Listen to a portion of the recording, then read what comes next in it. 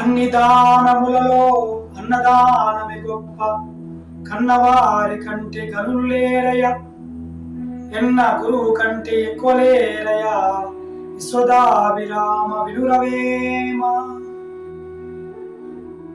అన్ని దానములలో అన్నదానమే గొప్ప. ఎందుకు చెప్పారంటే, ఒక వ్యక్తికి ఒక 100 రూపాయలు ఇస్తే అతను 200 కావాలంటాడు, 200 ఇస్తే 500 కావాలంటాడు. 500 ఇచ్చినా తృప్తి ఉండదు, 1 కోటి రూపాయలు ఇచ్చినా తృప్తి ఉండదు. అయితే అన్నము పెడితే, వానికి అన్నదానం చేస్తే, వాడు కడుపు నిండాక నువ్వు పంచపక్ష పరిమాణాలు పెట్టినా, పనులు పరాలు తీసుకొచ్చి తెచ్చినా చాలు అంటాడు. అది 1 కోటి రూపాయలు ఇస్తే 1 కోటి ఇవ్వగలవా? 2 కోట్లు ఇస్తావా? కారు ఇస్తే 1 కారు ఇస్తావా? అంటే మిగతా వాళ్ళంటికి ఆశ అంతే ఉండదు. అన్నం మాత్రమే, అన్నదానం మాత్రమే మనం చాలు అంటాం. అందుకే అన్నదానములలో అన్నదానమి గొప్ప, కన్నవారి కంటే కనులు లేరు. కన్నవారి కంటే కనులు లేరు ఎందుకన్నారు? మున్సిపల్ బంధువులు ఉన్నారు, స్నేహితులు ఉన్నారు, సమాజం ఉంది. వీరు కూడా గొప్పవాళ్ళే కదా, గొప్పవాళ్ళే. కానీ మనకు ఏ సమస్య వచ్చినా, ఏ బాధ వచ్చినా, ఏ ఇబ్బంది కలిగినా తల్లిదండ్రులు మాత్రమే వెన్నట్టి ఉంటారు. నీకోసం తల్లిదండ్రులు ఎంత కష్టపడతారు. నా కొడుకు బాగుండాలి, నా బిడ్డ బాగుండాలి, బాగా చదువుకోవాలి, మంచి డ్రెస్ వేసుకోవాలి, అందరికంటే బాగా కనపడాలి అనే ఉద్దేశంతో తల్లిదండ్రులు, తల్లి ఒక పనికి వెళ్తే తండ్రి అమాలి పనని, కూలి పనని, బండల మోస పనని ఈ పని చేస్తారు. అదే ఎంప్లాయీస్ అయితే పొద్దున వెళ్ళి సాయంత్రం వరకు ఆఫీసులో పని చేసి, ఎందుకోసమని? తన సుఖం చూసుకోడు. తల్లిదండ్రులు వారి సుఖం చూసుకోరు, కేవలం తన పిల్లల యొక్క సుఖమే చూస్తారు. నీకు ఆకలి అయితే తను తినకుండా పిల్లలకు పెడతారు. అదే తల్లిదండ్రుల గొప్పదనం.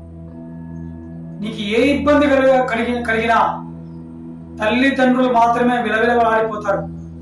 నా పిల్లవానికి ఎందుకు ఇలా జరిగింది, నా బిడ్డకు ఎందుకు ఇలా జరిగింది.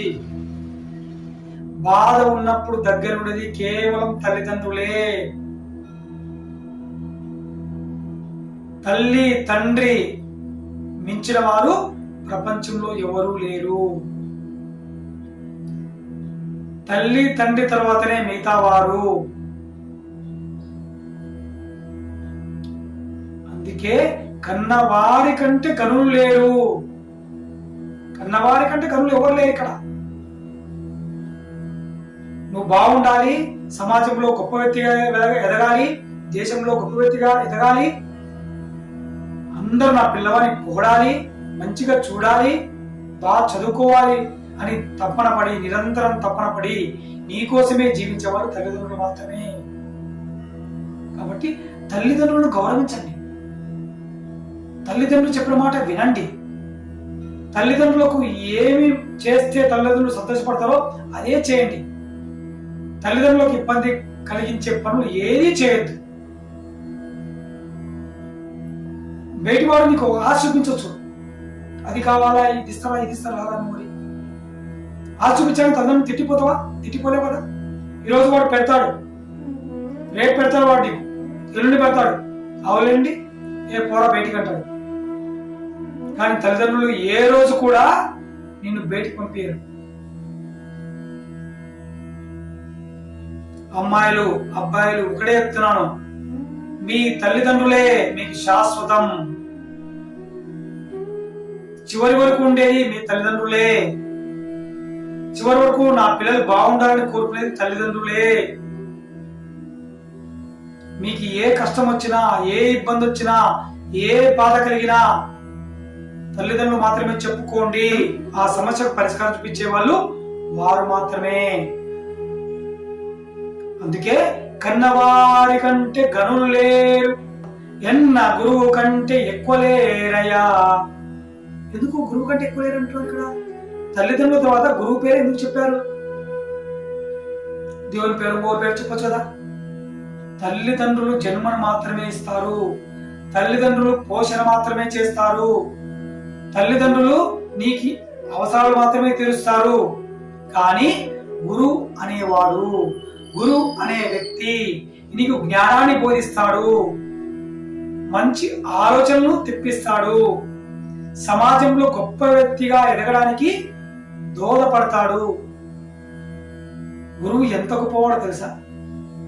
గురువుకు ఇంటి దగ్గర బయట ఎన్ని సమస్యలు ఉన్నా ఒక్కసారి విద్యాలయానికి వచ్చినాక, పాఠశాలకు వచ్చినాక తన సమస్యలని మర్చిపోయి పిల్లలకు చెప్పాలి, నేర్పించాలి అని పొద్దున 9 గంటల నుండి సాయంత్రం 4 గంటల వరకు కూడా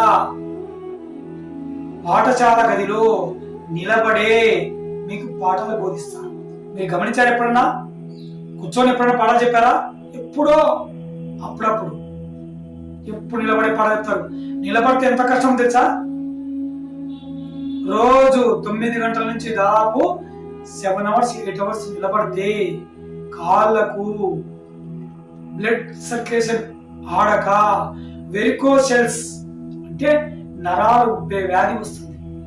దీనివల్ల రక్త ప్రసరణ సరిగా జరగకపోవడం వల్ల హార్ట్ కు సంబంధించిన వ్యాధులు వస్తాయి. చాలా మంది గమనించండి, ఉపాధ్యాయులే హార్ట్ అటాక్ వచ్చి చనిపోయిన వాళ్ళు ఎక్కువ మంది ఉన్నారు.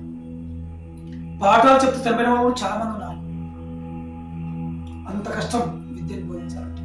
తర్వాత బోర్డు దగ్గరికి వెళ్ళి చాక్పీస్తో రాసి ఆ రాస్తున్నప్పుడు ఆ డస్ట్, ఆ పౌడర్ మనం పీల్చుకుంటాం. దానివల్ల ఊపిరితిత్తు సమస్యలు వస్తాయి. అది గమనించారా? ఊపిరితిత్తు సమస్య వస్తే ఊపిరితిత్తుతో పాటు చర్మ వ్యాధులు వస్తాయి. అది మీరు గమనించారా? తర్వాత బోర్డుకు దగ్గరగా ఉండి నిరంతరం చెప్పడం వల్ల, బోర్డు చూసి చెప్పడం వల్ల కంటి చూపు సమస్యలు కూడా వస్తాయి. తలనొప్పి వస్తుంది, ఇవన్నీ వస్తాయి. ఎప్పటి వరకు రావంటే 40 సంవత్సరాల వరకు ఇవి కనపడవు. 40-45 వచ్చినాక ఉపాధ్యాయులకు సమస్యలు ఎదురవుతూ ఉంటాయి. కానీ ఏ రోజు తన సమస్య గురించి ఆలోచించాలి. నా విద్యార్థి బాగుండాలి, చదువు బాగా నేర్పించాలి, బాగా చెప్పాలి, మనకి జ్ఞానం నేర్పించాలని తపన పడతాడు తప్ప ఏ రోజు చెప్పకూడదని అనుకోడు. గురువును నిర్వీర్యం చేస్తే సమాజం నిర్వీర్యమైపోతుంది. సమాజం నిర్వీర్యమైపోతే దేశం నిర్వీర్యమైపోతే ప్రపంచం మొత్తం నాశనం అవుతుంది. కాబట్టి గురువును గౌరవించండి, గురువుకు విలువ ఇవ్వండి. గురువు లేని విద్య గుడ్డి విద్య, గురువు లేని విద్య గుడ్డి విద్య. గురువును గౌరవించడం నేర్చుకోండి. గురువు ఎక్కడైతే గౌరవింపబడతాడో అక్కడ విద్య వస్తుంది. గురువును గౌరవించిన రోజు మాత్రమే ఆ దేశం బాగుంటుంది.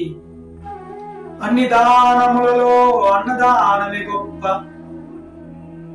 కన్నవారి కంటే గనులు లేరు, ఎన్న గురువు కంటే ఎక్కువ లేరయా, విశ్వదాభిరామ వినురవేమా.